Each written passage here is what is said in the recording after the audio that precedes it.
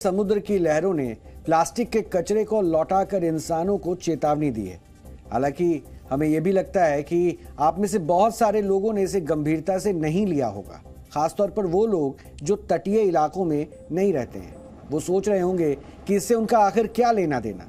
लेकिन प्लास्टिक से जुड़ी ये समस्या कितनी गंभीर है, इसे आप हमारे इस विश्लेषण से समझ सकते हैं। WHO की एक रिपोर्ट के मुताबिक दुनिया की 99% आबादी आज जहरीली हवा में सांस लेने के लिए मजबूर है।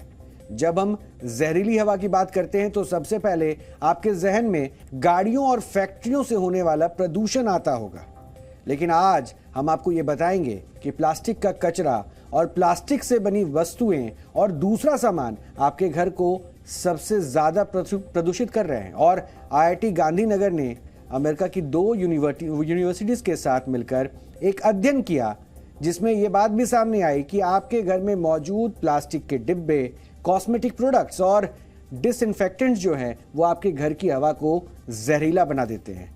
और जिन घरों में यह स्टडी की गई वहाँ ऐसे 69 केमिकल कंपाउंड्स मिले हैं जिन्हें VOC कहा जाता है। VOC का मतलब वोलेटाइल ऑर्गेनिक कंपाउंड्स। और ये केमिकल्स हवा को जहरीला बनाकर आपको बिना कुछ किए ही थका सकते हैं, सिर दर्द, तनाव और घबराहट जैसी परेशानियां दे सकते हैं। और ज्यादा मात्रा में पाए जाने पर ये केमिकल्स कैंसर की वजह भी बन सकते हैं। इस स्टडी में ये बात भी सामने आई है कि सर्दियों के मौसम में ऐसे जहरीले कणों की मात्रा हवा में गर्मियों की तुलना में ज्यादा होती है। और इसकी एक वजह यह भी है कि हो सकती है कि सर्दियों के मौसम में घर अक्सर चारों तरफ से बंद होते हैं, यानी वेंटिलेशन के लिए पर्याप्त व्यवस्था ना हो तो ये जहरीले कण घर के अंदर ही फंसकर रह जाते हैं और हवा में घुलकर आपके शरीर में पहुंच जाते हैं। सोचिए ये कितनी खतरनाक बात है कि आज आपके घर के अंदर की हवा भी साफ नहीं है। और हमारे देश में अभिव्यक्ति की आजादी की बात तो सब करते हैं, लेकिन साफ हवा में सांस लेने के अधिकार की कोई बात नहीं करता। इसलिए आज आपको इसके बारे में जरूर सोचना चाहिए।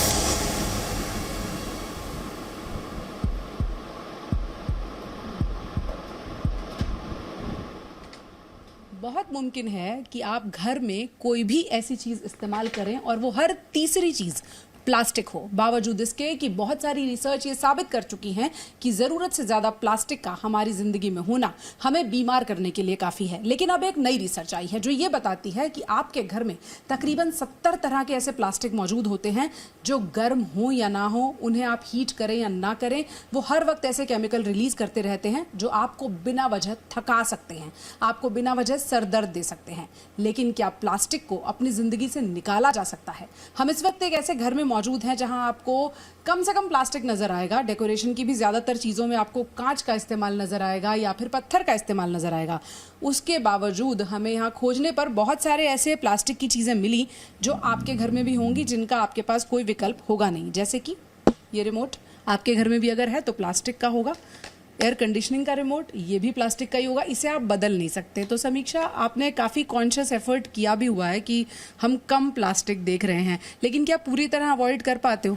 एक्चुअली प्लास्टिक इतना यूज़र फ्रेंडली कि हम अवॉइड ही नहीं कर सकते। बहुत सारी चीज़ें हैं जो अनअवॉइडेबल। अब शैम्पू की बॉटल आप उससे कैसे करोगे? पहले होता था कि आपका लिक्विड है, लिक्विड सोप है, सब प्लास्टिक में आते हैं। हनी बॉटल है, प्लास्टिक में आता है। इनफैक्ट मेडिसिन जो आपके लिए इतने प्रिस्क्राइब है वो भी आपके प्लास्टिक के होते हैं। डिस्पोजेबल प्लास्टिक होती है तो बहुत और गंदी होती है।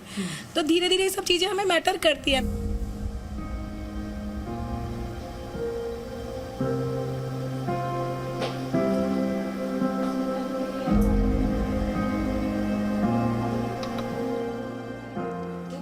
चीज़ें कन्वीनियंस के हिसाब से भी बदल गई हैं। जैसे समीक्षा ने कहा, पहले लिक्विड दवाएं प्लास्टिक में नहीं आया करती थी, लेकिन अब सुविधा ने उसे भी बदल दिया है और दवाएं प्लास्टिक में आना वाकई हानिकारक होता है, ये भी साबित हो चुका है।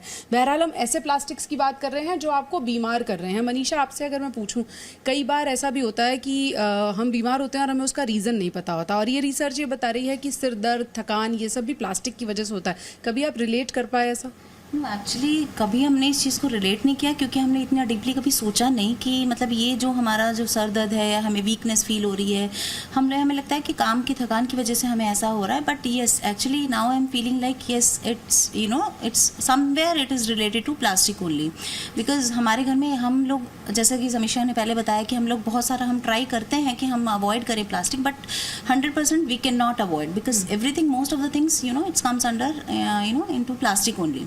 So that is really difficult for us to avoid. Market भी जाते हैं तो कई बार शॉपकीपर कहता है कि थैला लेके आइए। करेक्ट, वो बोलते हैं कि अपना बैग लेके आएं, बट अभी रिसेंटली बैन हो गए हैं, but that is actually good effort.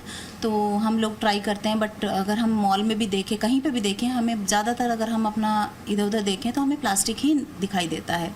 तो वो रीज़न एक्चुअली है कि हम लोग जो वीकनेस है, जो हमारे सर दर्द है, ये सब मतलब उससे हम लोग इफ़ेक्ट करता है हमारी बॉडी पे।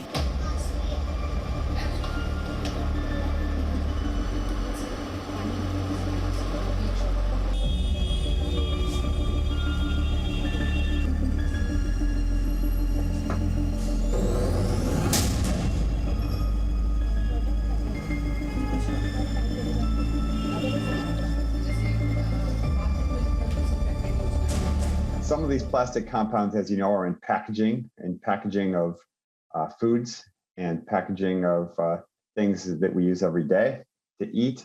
There's also plastics in building materials. There's plastics also in lots of the products that we use in our kitchens. And then also, I think that there are these plasticizers and things like insecticides and things like that we use as well.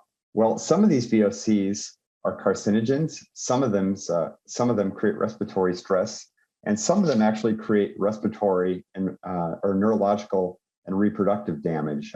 And some of this is well known. There's a broad range of these pesticides that have these health these plasticizers that have these health impacts. Indoor वाला बात करते हो, हम लोग हमारा cooking होता है, फिर बहुत सारा प्लास्टिक्स हम लोग यूज करता है, प्लास्टिक टॉयज यूज करता है बहुत सारा। घर में तो प्लास्टिक चेयर्स वगैरह भी है, होस पाइप्स है, ये सब प्लास्टिक है। पेंट है, आप लोग पेंट करता है, काफी टाइम फ्लोरिंग में भी यूज करता है ये सब प्लास्टिसाइजर। तो ये जब मैन्युफैक्चर होता है उस टाइम पे प्लास्टिसाइजर यूज होता है। और हमारा एंड ऑल्सो हम लोगों का पास जो वही कंज्यूमर प्रोडक्ट्स है, शैम्पू बोलिए, स्प्रे बोलिए, हेयर स्प्रे बोलिए, बॉडी स्प्रे बोलिए, ये सबसे कुछ ना कुछ ऑर्गेनिक कंपाउंड यही नॉर्मल हमारा एनवायरमेंटल टेम्परेचर प्रेशर में ये वेपर होके हमारा घर में है।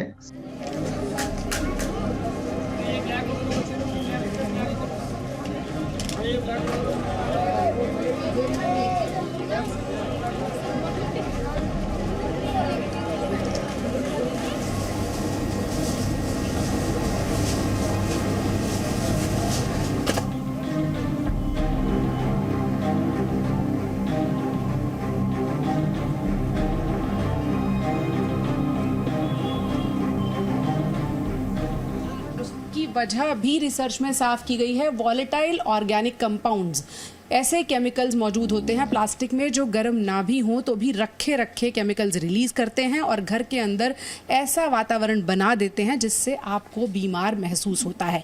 विकल्प क्या है? विकल्प ये है कि घर में प्लास्टिक का इस्तेमाल कम से कम करें, जहां ज़रूरत नहीं है वहां प्लास्टिक अवॉइड करें, और अगर खिड़कियां दरवाजे खुले रखेंगे यानी कि वेंटिलेशन प्रॉपर होगी तो आपके घर में प्लास्टिक के होने के बावजूद उसका असर थोड़ा सा कम ज़रूर हो सकता है। पूजा मक्कड़, जी मीडिया।